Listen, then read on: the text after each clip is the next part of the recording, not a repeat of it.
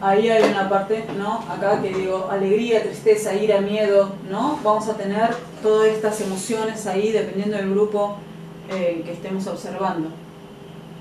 Y acá noté una pregunta muy importante que dice, ¿qué pasa con nuestras emociones en el momento de observación? Cuando se observa hay que aprender a controlar esa ansiedad, ¿no? Yo les contaba que a mí me agarró muchas ganas de levantarme a abrazar y yo sabía que no tenía que hacer y no lo hice. Me quedé en mi lugar.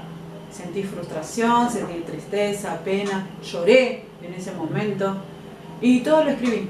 Escribí en ese momento todo lo que sentía. A muchas veces se presenta como ganas de gritar o salir corriendo. A mí no me pasó, pero pasa, porque a todos nos puede pasar algo distinto, ¿no? Y van a tener que aprender a tolerar ese tiempo de espera hasta salir del grupo, no romper el grupo, ¿no? No tienen que romper el grupo. Si nos pasa, vamos aprendiendo, ¿no? Pero la idea no es esa. Y acá dice que bueno, podemos escribir lo que nos pasa, de alguna manera descargamos todas estas ansiedades. Por el bien de nosotros también, para tratar de mantener esa distancia óptima que es muy importante, ¿no? Mantener la distancia. Después hay una parte que dice que tener la capacidad de estar implicado sin implicarme, ¿no? Es lo que denominamos, lo que recién dije, la distancia óptima. Es la posición en la que puedo percibir al otro, al grupo y a su proceso, diferenciarlo de mí mismo. Eso es importantísimo, diferenciar al grupo de mí mismo, de lo que en mí acontece, de mi mundo interno, para poder levantar una hipótesis lo más objetiva posible, ¿no? Y no llenarlas de subjetividades. Porque, voy a un ejemplo claro.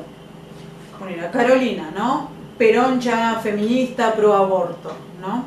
Y Juan, ateo, milico, macrista, ¿no? Vamos a poner dos caras, ¿no? No sean amigos de Juan.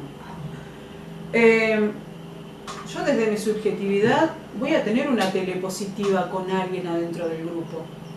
Si es feminista y todo eso.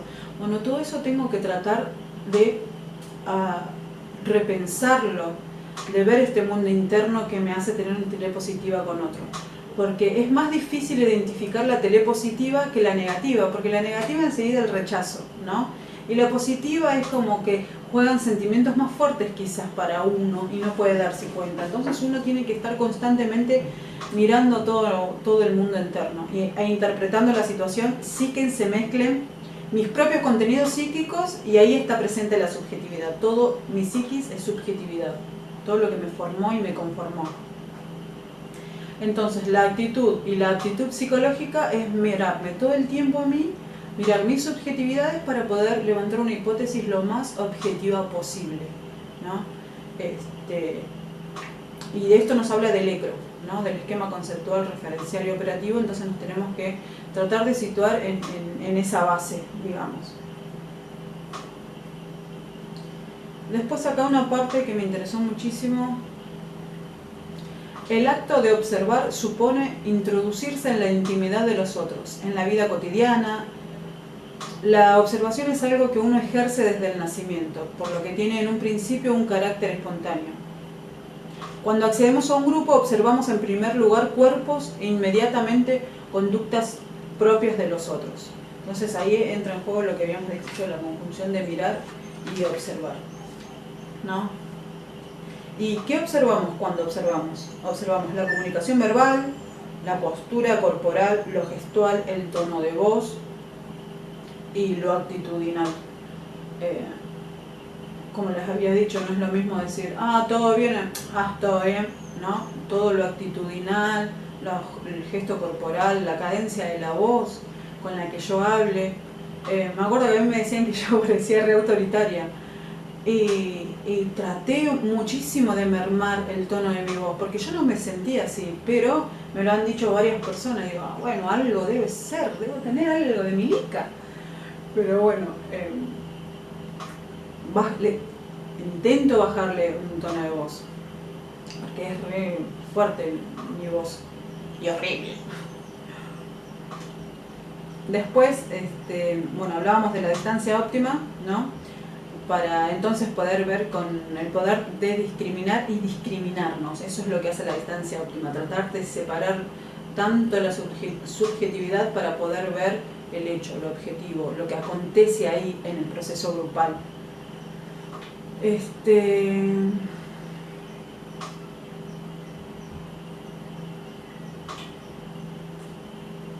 Después algo también, las diferencias entre mirar y ver, ¿no? Algo muy importante. Esto de mirar la totalidad del grupo y no solamente, por ejemplo, los líderes, ¿no?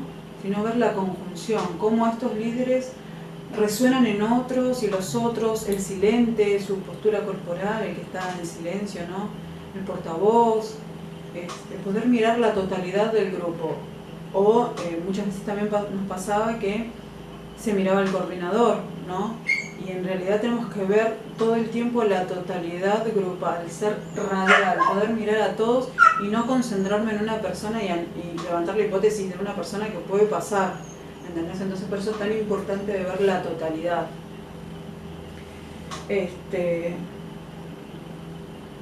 Bueno, que el observador no debe llamar la atención ni con gestos, ni comunicación verbal, que lo habíamos hablado, esto de mimetizarnos en el grupo. Estamos en el grupo pero no somos parte de él. Limitarnos a observar, registrar y describir, porque todo lo que nosotros hagamos en el grupo, los gestos pequeños todos, van a generar una fantasía en el grupo. Entonces puede ser que no acontezca la verdadera tarea que ellos deben realizar, ¿no? Por nosotros no entorpecer la misma. Entonces en esto nosotros tenemos que manejar todo este bagaje de sentimientos que vamos a tener. Como observadores tenemos un compromiso absoluto con la tarea. Trabajar y trabajarnos, revisar y revisarnos, todo esto necesitamos de la comprensión y apropiación teórica. Eso es muy importante, tener una apropiación teórica y siempre pasarla por el sentir, ¿no? Que es lo que hacemos en el grupo operativo. Esto nos da la posibilidad de ver cómo miramos, cómo escuchamos y si registramos a todos por igual, porque puede ser que nos interese a alguien particularmente y nos matamos levantando crónicas de Juan, y nos olvidamos del resto del grupo, ¿no? Siempre van a haber esas cosas, más que nada en las primeras crónicas que nos pasan terribles paréntesis que dejamos un montón por no escribir ni nada, pero es muy importante poder levantar una buena crónica. Y como consejo yo les diría que aprendan a escribir, ¿no? Lo más rápido posible, sin mirar lo que estoy escribiendo. Después vas a ir a pasar la crónica rápidamente porque te vas a olvidar lo que escribiste. Pero yo hacía eso porque lo actitudinal y lo gestual, lo corporal, también nos dice muchísimo de lo que está aconteciendo ahí en el grupo. Entonces si yo estoy pegado a mi crónica así, no puedo observar, no puedo mirar. Entonces está bueno practicar un poquito escribir sin mirar, ¿no? Yo traía un desastre después y tenía que pasarlo en el día.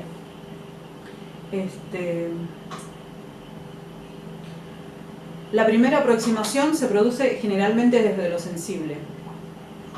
La primera tarea entonces consiste en registrar todo lo que se observa y en la medida de las posibilidades registrar también aquello que uno mismo como observador siente, lo que habíamos hablado, registrar siempre el sentir de uno, es muy importante. No debemos ser protagonistas nunca del grupo. A veces pasa, ¿no?, que uno, no sé, es muy empático o está todo el tiempo muy alegre y tener esas relaciones afuera del grupo, por ejemplo, yo estoy observando un grupo y afuera justo en el recreo voy y me fumo un cigarrillo y me pongo a hablar todo, yo voy a generar algo y va a estar muy en juego mi subjetividad. Entonces uno tiene que tratar de ser lo más profesional posible y mantenerse en una distancia óptima de todo ese grupo al que voy a analizar. Eso es muy importante, porque el protagonismo no debe localizarse en el observador. Nosotros tenemos que ser invisibles prácticamente ahí. Tenemos que ser fondo y no figura. El encuadre, cuando hay un buen encuadre, el encuadre no se ve directamente, pasa a segundo plano, porque el encuadre está bien presente, ¿se entiende? Que ahora vamos a hablar de encuadre también.